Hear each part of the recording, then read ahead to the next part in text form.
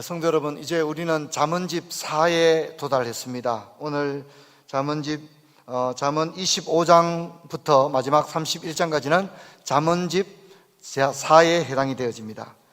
7장 정도인 이 잠언집 4를 보게 되면 25장부터 29장까지는 히스기야 왕의 신하들이 수집한 잠언입니다. 열왕기상을 보게 되면 솔로몬이 3천 잠언을 말했다 이렇게 나옵니다. 후대에 히스기야 왕 때 신하들이 이 주옥 같은 잠언들을 이렇게 따로 모아서 소책자로 만든 것 같습니다. 이것이 25장부터 마지막 31장까지의 내용입니다. 특히 30장과 31장은 아굴과 아므르 왕 그리고 아므르 왕의 어머니의 잠언으로서 잠언의 절정입니다. 여기선 현숙한 여인, 지혜로운 여인에 대해서 이야기를 하고 있습니다. 자, 오늘 이제 왕과 신하의 지혜인데요. 오늘 현대 독자들에게 왕과 신하라고 하는 것은 오늘 우리 시대와는 좀 현실적으로 맞지 않는 것처럼 느껴질 수도 있습니다. 하지만 오늘날에도 대통령을 비롯해서 작은 조직에도 직위와 직급이 엄연히 존재한다고 하는 걸 생각하면 사회생활에 있어서 꼭 필요한 잠언이다 이렇게 생각되어집니다. 공직생활에서, 조직사회에서, 또 여러 가지 직급이 함께 어울려서 어떤 일들을 처리해 나갈 때 어떤 처신을 할 것인가, 여기에 대한 굉장히 실용적인 잠언이다 이렇게 생각되어집니다. 이렇게 1절부터 15절에는 10개 정도의 교훈이 나오는데 제가 요약을 한번 해봤습니다. 먼저 2절과 3절은 하나님과 왕의 영광을 이야기를 하고 있습니다. 그리고 4절과 5절은 왕 앞에 서지 못할 자를 이야기하는데, 어떤 사람이 왕 앞에 서지 못하냐, 물론 악한 자입니다. 그런데 이 4절과 5절은 어떤 사람을 등용하느냐, 어떤 사람을 이렇게 기용을 할 것이냐, 이것이 굉장히 중요하다는 겁니다. 그런 의미를 가지고 있습니다. 그리고 이어서 이제 신하의 덕목 4가지가 나오는데, 겸손, 신중, 그리고 언어, 자족, 이렇게 나옵니다. 이것을 한번 살펴보도록 하겠습니다. 먼저 2절을 보면 좀 말씀이 어렵습니다. 이를 숨기는 것은 하나님의 영화요라고 얘기하고 있고, 또 이를 살핀다는 것은 드러낸다는 겁니다. 하나님은 숨기고 왕은 드러낸다. 이게 무슨 뜻이냐면, 하나님은 우리가 하나님의 하시는 일을 우리가 다 알 수 없다는 거죠. 하나님의 불가해성, 또 하나님의 초월성을 이야기하는 겁니다. 인생이 어찌 하나님의 뜻을 감히 헤아리겠습니까? 그래서 하나님의 영화는 이를 숨기는 것이다, 이렇게 표현을 하고 있고요. 왕은 그러면 어떠냐? 왕은 이렇게 숨겨져 있는 하나님의 경륜, 또 하나님의 뜻, 이것을 지혜로운 왕, 여호와를 경외하는 왕은 하나님이 주신 지혜로 말미암아 이것을 깨닫고 이것을 이렇게 통치하는데, 백성들을 이끌어가는데 이것을 잘 활용하고 접목한다, 이런 의미를 가지고 있습니다. 또 4절과 5절에는 왕 앞에서 제거되어야 될 악한 신하에 대해서 말하는데, 특별히 4절을 보면 이 악한 신하를 찌꺼기다 이렇게 표현합니다. 찌꺼기다. 찌꺼기가 있어가지고서야 어떻게 순은이 되며 순금이 될 수 있겠습니까? 그래서 이 찌꺼기를 반드시 제거해야 합니다. 그래서 이제 신하의 덕목을 말하기 전에 찌꺼기를 제하라는 말을 먼저 합니다. 악한 신하들을 제거해라, 이 얘기를 먼저 합니다. 여러분, 이 권력 앞에 얼마나 악한 신하들이 많겠습니까? 그래서 선한 신하들, 유능한 신하들이 왕의 곁에 있어야 희망이 있는데, 현실은 그렇지 않습니다. 권력 주위에는 이 악한 사람들이 너무나도 많은 것입니다. 그래서 인재를 등용하는 것이 왕에게 있어서는 너무나도 중요한 일이다. 그래서 신하의 덕목을 말하기 전에 이 찌꺼기를 제거하라, 이 말을 먼저 하고 있습니다. 여러분, 가정과 교회도 마찬가지입니다. 어떤 사람이 지도자가 되느냐에 따라 모든 것이 달라질 수가 있는 것입니다. 어떤 사람이 리더십을 가지고 어떤 리더십을 발휘하느냐에 따라서 역사는 달라질 수가 있습니다. 그래서 4절과 5절은 바로 이런 부분에 있어서 어떤 사람을 중용할 것인가, 이것이 너무나도 중요하다, 이렇게 이야기를 하고 있습니다. 이제부터 신하의 덕목이 나오는데요, 한 4가지 정도를 살펴보겠습니다. 첫 번째는 겸손입니다. 6절과 7절에는 자신을 과시하려는 교만을 아주 재밌게 이야기를 하고 있죠. 높은 자리에 앉는 거예요. 근데 그 자리는 자기 자리가 아니에요. 자기는 한참 말석에 앉아있을 사람인데 뻔뻔스럽게도 자기가 대단하다고 생각하는 거죠. 그래서 상석에 앉아있는데 많은 사람이 보는 앞에서 창피를 당합니다. 당신이 왜 여기 앉아있어? 당신은 저 밑자리로 내려가시오. 이렇게 말한다면 어떻게 되겠느냐, 이렇게 얘기를 합니다. 그래서 관직에 나갈 때는, 또 사회생활을 할 때는 늘 자신을 겸손히 하는 것이 신하된 자의 덕목의 첫 번째다 이야기를 합니다. 예수님께서도 동일한 이야기를 하셨는데 우리 성경을 한번 찾겠습니다. 누가복음 14장 7절에서 11절을 한번 찾도록 하겠습니다. 누가복음 14장 7절에서 11절을 같이 한번 읽도록 하겠습니다. 함께 읽습니다. 청함을 받은 사람들이 높은 자리 택함을 보시고 그들에게 비유로 말씀하여 이르시되, 내가 누구에게나 혼인잔치에 청함을 받을 때에 높은 자리에 앉지 말라. 그렇지 않으면 너보다 더 높은 사람이 청함을 받은 경우에 너와 그를 청한 자가 와서 너더러 이 사람에게 자리를 내주라 하리니 그때 내가 부끄러워 끝자리로 가게 되리라. 청함을 받았을 때 차라리 가서 끝자리에 앉아라. 그러면 너를 청한 자가 와서 너더러 벗이어 올라 앉아라 하리니 그때야 함께 앉은 모든 사람 앞에서 영광이 있으리라. 무릇 자기를 높이는 자는 낮아지고 자기를 낮추는 자는 높아지리라. 아멘. 예수님께서도 이 잠언에 나올 법한 이 이야기를 이렇게 우리 가운데 해주고 있습니다. 이제 8절부터 10절이 굉장히 중요한 이야기인데요, 지혜로운 신하의 덕목으로 신중함을 언급합니다. 신중함. 구체적으로는 송사나 시비거리, 재판과 갈등, 분쟁과 관련해서 어떻게 처신해야 되는지를 보여주고 있습니다. 너무 일찍 소송을 하지 말라는 거죠. 다툴지라도 너무 일찍 고소 고발을 한다든가 극단적인 그런 행동이나 말을 하게 되면 일을 그르치게 된다, 그렇게 이야기를 합니다. 그래서 8절을 우리가 이렇게 풀어 읽을 수 있는데요, 이런 내용은 자녀들과 함께 읽을 때 아이들이 좀 이해하기 어렵죠. 그래서 우리 같이 한번 쉽게 풀어 쓴 글을 같이 읽도록 하겠습니다. 내가 눈으로 보았다고 해서 성급히 법정에 가져가지 말라. 면밀히 조사하지 않고 엉성한 관찰에 기초하여 경솔히 소송하는 것은 미련하기 그지없는 일이다, 이렇게 얘기합니다.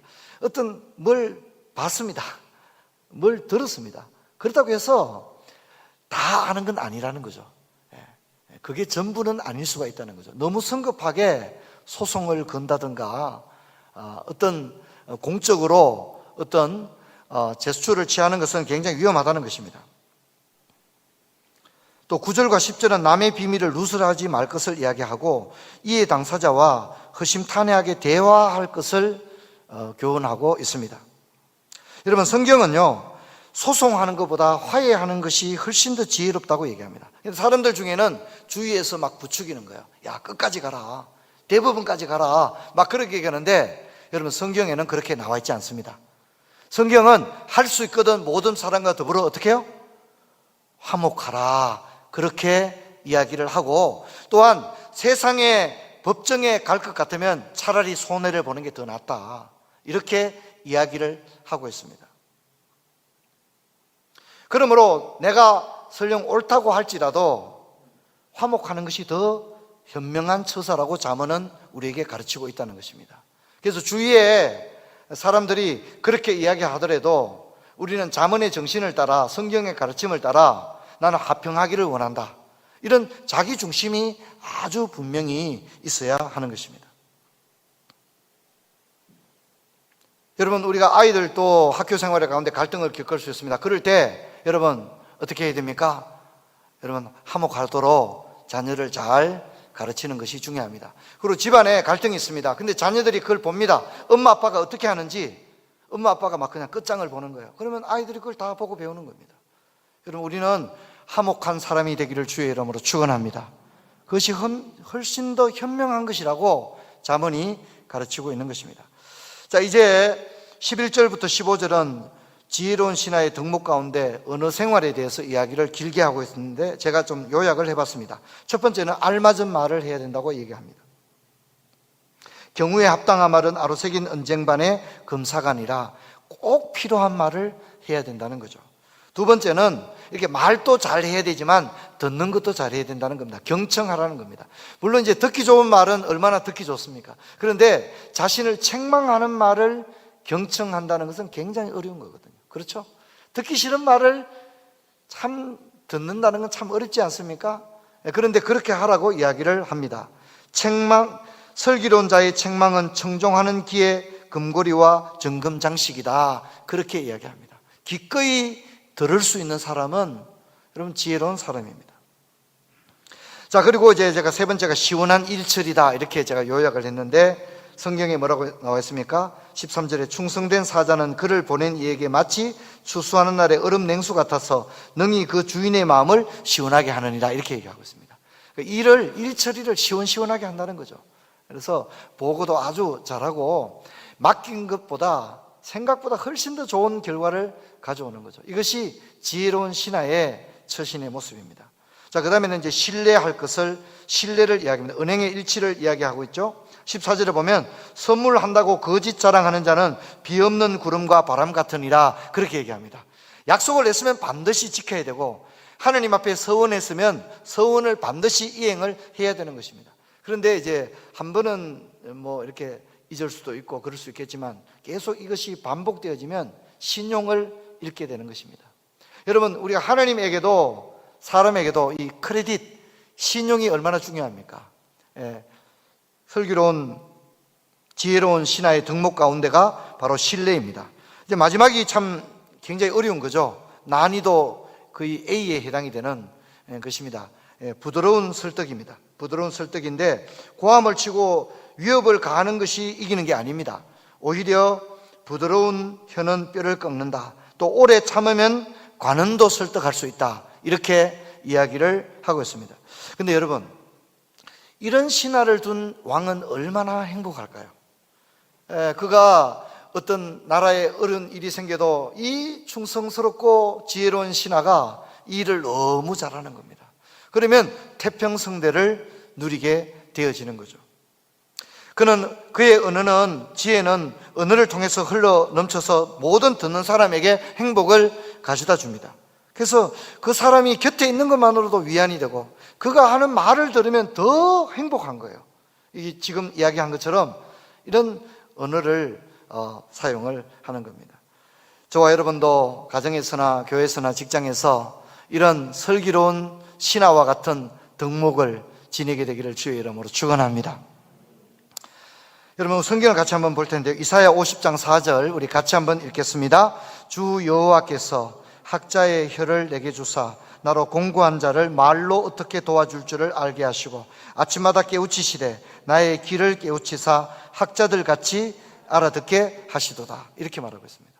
말을 할 때도 학자처럼 참 말로서 큰 도움을 줄 수 있고 또 들을 때도 학자들처럼 들을 수 있는 귀를 줄 것을 그렇게 기도하고 있습니다. 이제 신하의 덕목 가운데 하나를 더 추가하자면 자족과 절제인데요. 우리가 읽지 않았던 25장 16, 17절 우리 같이 한번 읽겠습니다. 너는 꿀을 보거든 조카리만큼 먹으라. 과식함으로 토할까 두려우니라. 너는 이웃집에 자주 다니지 말라. 그가 너를 싫어하며 미워할까 두려우니라. 이제 이 말은 우리가 흔히 잘 사용하는 가유불급이라는 그런 뜻입니다. 꿀이 얼마나 좋은 것입니까? 하지만 그 좋은 꿀도 너무 많이 먹게 되면 토할 수밖에 없다는 것입니다. 이웃과 친하는 것 참 좋지만 이웃집에 너무 자주 가서 불편을 끼치게 되면 미움을 받게 된다. 그렇게 이야기를 합니다. 여러분, 성경을 좀 더 볼까요? 27, 28절 우리 같이 한번 읽도록 하겠습니다. 꿀을 많이 먹는 것은 좋지 못하고 자기의 영예를 구하는 것이 헛되니라. 자기의 마음을 제어하지 아니하는 자는 성읍이 무너지고 성벽이 없는 것과 같으니라. 아멘. 우리가 앞에서 읽었던 16, 17절이 자족을 말했다면 27, 28절은 절제를 말하고 있습니다. 이 자족과 절제는 우리를 지켜주고 보호해 주는 것입니다.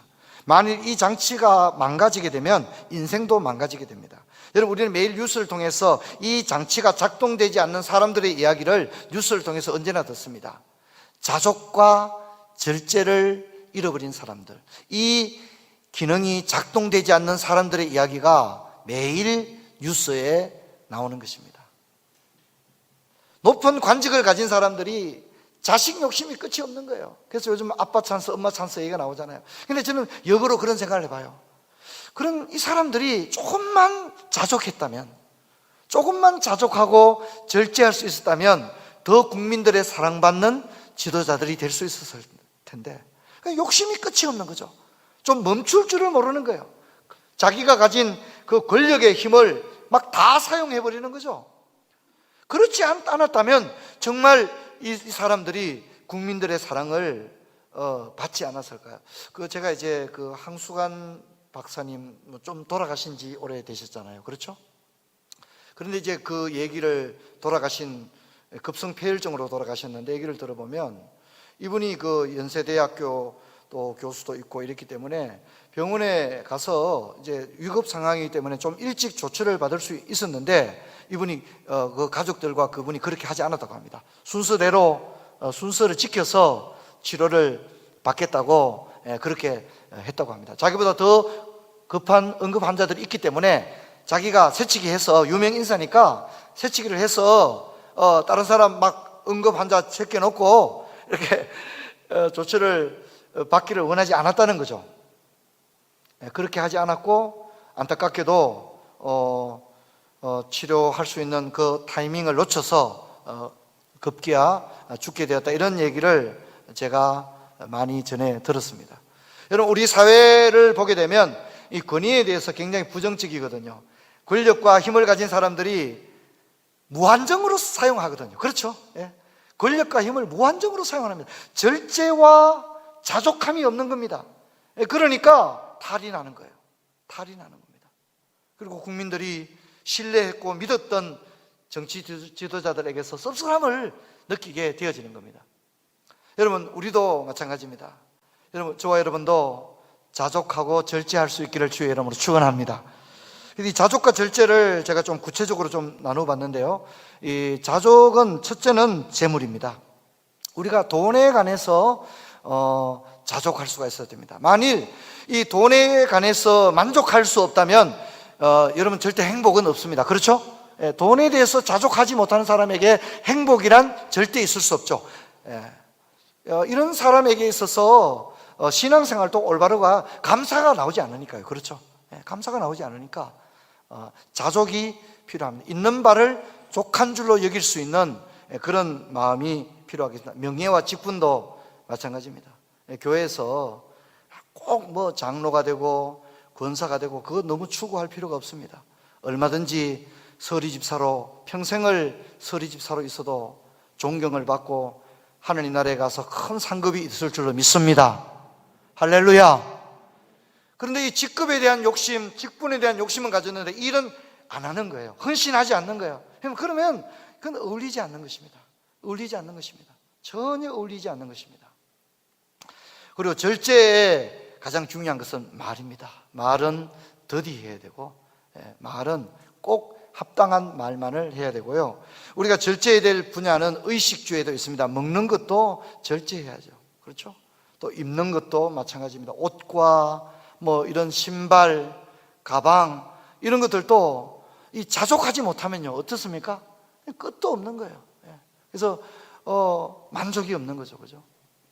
집과 차 같은 경우도 적절한 선에서 우리가 절제하고 자족할 수 있는 그런 마음을 가져야 할 것입니다. 여러분, 우리 그리스도인들은 예수님의 피로 사신받은 사람들입니다. 그러므로 우리는 그분의 나라와 그분의 의를 구해야 하고 살아도 죽어도 우리의 목표는 그분의 영광을 위해 존재하는 인생이 되어야 합니다. 또한 제자가 되기 위한 첫걸음은 자기 자아를 죽이는 것입니다. 자신을 부인하고 자기 십자가를 지고 주님이 가신 길을 따라갈 때에 비로소 우리는 제자의 길을 걷는 사람이 되는 것입니다. 내 하고 싶은 대로 다 하고 다 누리고 가지고 먹고 마시고 내 인생의 야망을 쫓는다면 여러분, 우리는 종교인은 될 수 있어도 제자의 반열에 설 수는 없는 것입니다. 저와 여러분이 주님 앞에서 지금 우리가 가진 것 자족할 줄 알고 또 절제할 수 있는 은혜가 있기를 주의 이름으로 축원합니다. 아이들도요, 이게 애들이 막 놀다가, 애들 노는 걸 좋아하잖아요. 놀다가도 엄마 이제 그만할래. 왜? 너 좀 더 놀지 않고 왜 그래? 엄마 숙제해야 돼. 숙제하는 거예요. 숙제하는 거예요. 아이가 막 게임 하다가도 나 이제 그만해야 돼. 엄마 왜? 나 숙제해야 돼. 엄마 나 숙제해야 돼요. 그래, 여러분, 이 아이가요, 어리지만요 절제할 수 있는 거예요. 할렐루야. 굉장히 귀한 겁니다. 여러분, 우리가 그런 걸 볼 때 아이가 얼마나 귀하다는 걸 알아야 합니다. 여러분, 잠언을 보면 어떤 말씀 나옵니까? 비록 아이라도 자신의 동작으로서 자신의 정직함과 청결한 여부를 나타낸다고 얘기합니다. 비록 어린이집에 다니는 꼬맹이도요, 어떻게 이 아이가 어떻게 이렇게 행동할 수 있을까? 어른도 깜짝 놀랄 정도로 아이가 처신을 하는 거예요. 아이가 말을 하는데 누가 가르쳐줘도 이렇게 애워서 못할 정도로 어떻게 그렇게 꼬맹이 입에서 저런 말이 흘러나올까 깜짝 놀랄 때가 있는 거예요. 잠언이 그렇게 이야기를 하고 있습니다. 여러분, 그런 자녀들을 보면 여러분 어떻게 해야 돼요? 엄마를 닮았나 아빠를 닮았나 이런 얘기 하면 안 되고요. 어떻게 해야 돼요? 참 네가 귀하구나, 하나님께서 너에게 그런 지혜를 주신 하나님을 찬양한단다. 여러분, 그렇게 할 수 있어야 합니다. 여러분, 아이들이 어리고 아무것도 모르는 것 같지만 그렇지 않습니다. 어릴 때부터 여호와를 경외하고 이 잠언의 말씀을 들으면서 자란 아이들은요, 부모도 깜짝깜짝 놀랄 만한 그런 행동을 하는 것을 볼 수가 있는 것입니다. 성도 여러분, 올해는 허들링 22의 첫 해입니다. 코로나로 인해서 참 우리가 정신도 못 차리고 있잖아요. 이제 올해도 2달 보름 정도 남았는데 여러분, 제가 여러분에게 건면합니다. 여러분, 우리가 허들링 22 이제 앞으로 2년여 더 남아있는데 남아있는 이 올해의 이 2달 반을 내년부터 하리라 이러지 마시고 최소한 허들링에 첫 삽을 뜰 수 있기를 주의 이름으로 축원합니다. 지금부터라도 나를 가꾸자, 가정을 일으키자, 교회를 세우자. 여러분, 이것을 구호로만 생각하지 말고 여러분, 3년 후에 참으로 내 삶이 달라졌다. 코로나 이후에 2022년 정도 갔을 때는 그 전과 후에 우리 가정은 완전히 달라졌다. 이렇게 이야기할 수 있도록 코로나 이후에 부어주실 하나님의 예비되신 은혜가 있을 줄로 믿습니다. 여러분, 이것을 기억하고 지금부터 어떻게 하면 나를 가꿀까? 우리 가정을 어떻게 하면, 제가 몇 주간에 지금 계속 그렇게 얘기하죠. 아주 단단한 가정을 우리가 만들자. 제가 그렇게 말씀을 드리고 있습니다. 여러분, 지금 여러 가지 가정적으로 힘들고 어려운 문제가 있더라도 낙심하지 마시고 우리 가정을 하나님께서 기뻐하는 그런 가정으로 세우리라. 여러분, 소망이 있는 줄로 믿습니다. 소망이 분명히 있습니다. 지금 환경을 보고 절망하지 마시고 코로나 이후에 부어주실 그 하나님의 은혜를 기대하면서 허들링 22에 첫 삽을 뜨고 첫 단추를 끼우고 첫 발걸음을 내디딜 수 있는 우리 성도들 모두가 되기를 주의 이름으로 축원합니다. 자리에서 일어나겠습니다. 하나님, 은혜와 사랑을 감사를 드립니다. 코로나로 인해서 여러 가지 힘들고 어려운 형편에 있지만 저희들 허들링 22를 위해서 이제 첫 삽을 아버지 뜰 수 있기를 원합니다. 나를 가꾸자, 가정을 일으키자, 교회를 세우자, 이 구호와 함께 2022년도까지 참으로 놀라운 하나님의 역사를 사모하며 나아가기를 원합니다. 성도님들 마음에 이런 결단과 은혜를 허락하여 주옵소서. 주 예수 그리스도 이름으로 기도하옵나이다. 아멘.